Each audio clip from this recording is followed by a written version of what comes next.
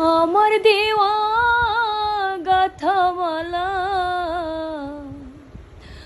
আমার দেওয়া গাথামালা কার গলাই পরাও রে বন্ধু,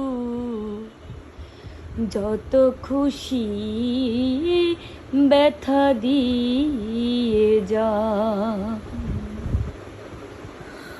দুঃখ দিয়ে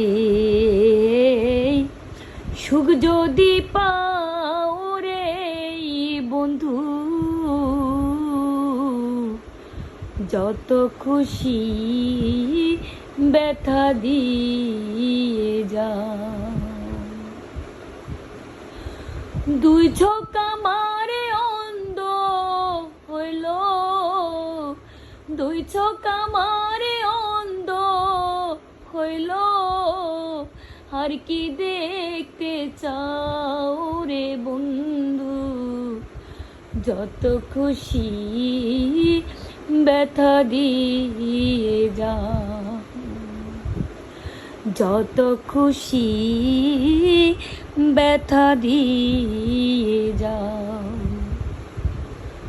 দুঃখ দিয়ে সুখ যদি পাও রে বন্ধু, যত খুশি ব্যথা দিয়ে যাও।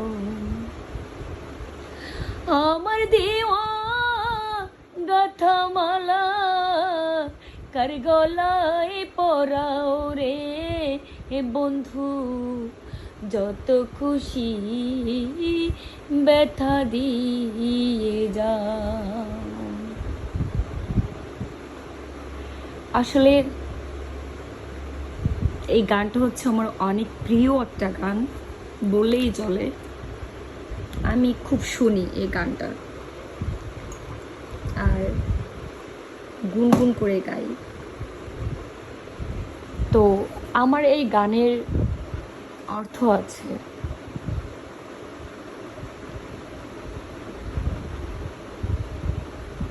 আজকে বুবলি একটা সাক্ষাৎকারে শাকিব খানকে নিয়ে, শাকিব খানের চোখ দেখে সে বলে দিল যে এটা সুপারস্টার শাকিব খান। শুধু চোখ না, একটু বিন্দুকণা শাকিব খানের একটু একটু পরিমাণ বিন্দুকণা দেখলেও সে বুঝতে পারবে এটাই শাকিব খান। ভালোবাসা, ভালোবেসে বেঁধে যে রাখে, ভালোবাসা ভালোবেসে বেঁধে যে রাখে,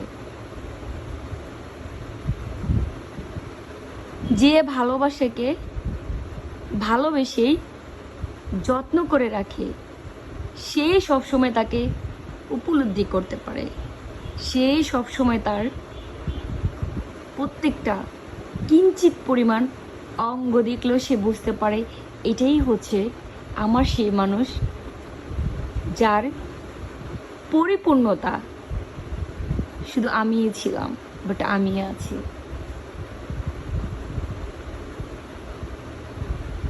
বুবলির অনেক কিছু হচ্ছে আমার খুবই ভালো লাগে। আমি বুবলিকে অনুসরণ করি না, বাট উপলব্ধি করি যে এই মানুষটা এত কিছু কি করে পারে। দেখেন, আজকে সাক্ষাৎকারটা যদি অপু বিশ্বাসের হতো, যখন স্ক্রিনে অপু বিশ্বাসের দুটো চোখ আসছে, রাজ বলল তুমি চাইলে কারো হেল্প নিতে পারো, কিন্তু বুবলি বলতে পারতো এক বাক্যে যে আমি সুপারস্টারের ওয়াইফ, আমি একজন সুপারস্টার, আমি ওর নাম নেব না, বাট ওকে আমি চিনলেও বলবো না।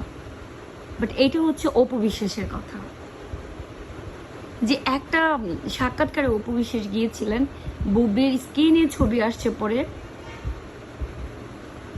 জয় বলছে এটা বুবলি ম্যাম, আর সে বললে সে অপু বিশ্বাস বলল আমি ওর নাম নিতে পার, আমি চিনি না, আর চিনলে আমি নাম নিতে পারবো না।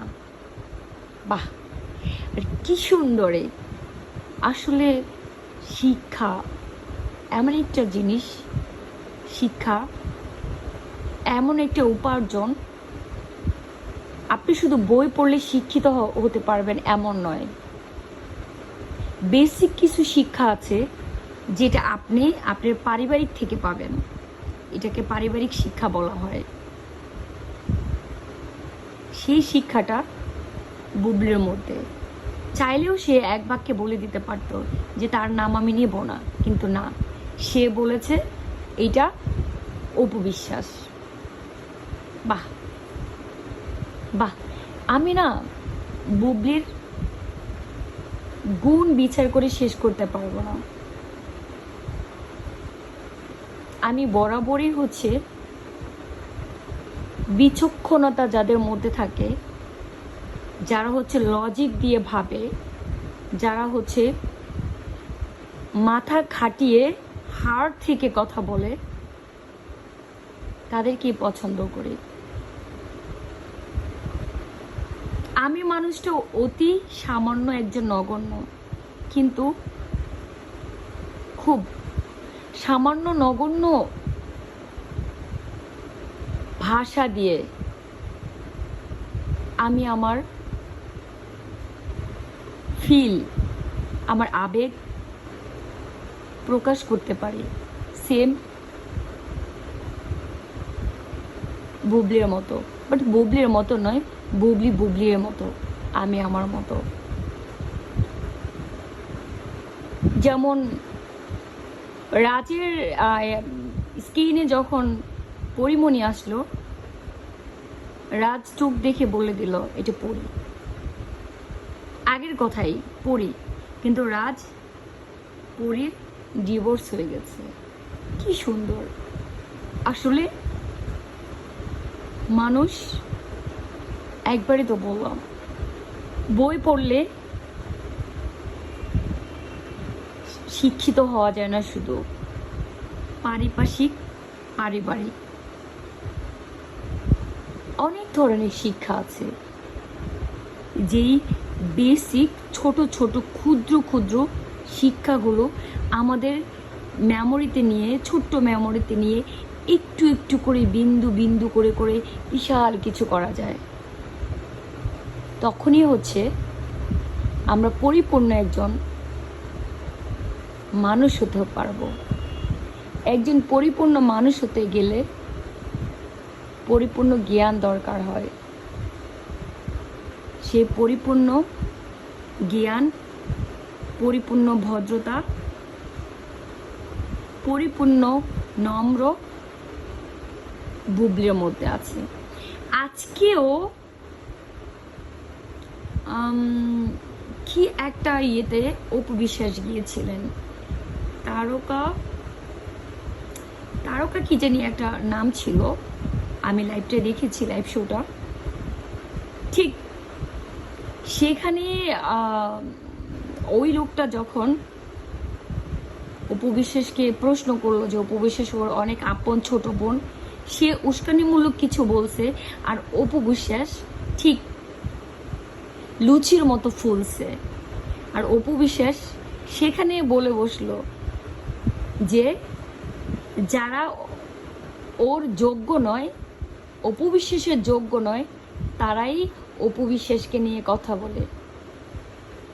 আসলে অপু বিশ্বাস, আপনি কি কখনোই ভেবেছিলেন যে আপনি কখনো কারো যোগ্যতা অর্জন করতে পেরেছেন কিনা? আগে হচ্ছে নিজেকে চোখ বন্ধ করে 1 ঘন্টা চিন্তা করবেন যে আপনি কারো যোগ্য কিনা। কোনো জীবনে হলে এরকম হুমড়ি খেয়ে কোনো দর্শক আপনার মুভি দেখতে গিয়েছে কিনা চিন্তা করে দেখবেন।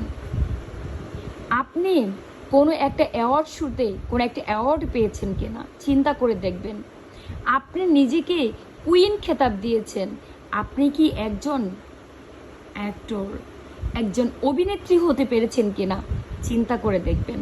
আসলে আমি আমার ভাষা দিয়ে আপনাকে বুঝিয়েছি, আপনি আপনার মাথা থেকে মগজটা নিয়ে একেবারে ধোলাই করে হাড়ে নিয়ে বসাবেন, আর হাড় থেকে কথাগুলো যখন বলবেন তখন এভাবে বলবেন, তাহলে মানুষ আপনাকে একটু সম্মান দিতে চেষ্টা করবে। না হলে দিন দিন আপনি যেভাবে মানুষের কাছে হাস্যকর হয়ে উঠছেন, আসলে এটা মানা যায় না। আপনি মানে শত হলেও আমাদের শাকিব খানের এক্স ওয়াইফ ছিলেন, আপনি জয়ের মা। জয়ের কাছে আপনি একসময় কী জবাব দেবেন যে আপনি এরকম মানে মনহীনতা একজন মহিলা ছিলেন যার মধ্যে কমন সেন্স ছিল না?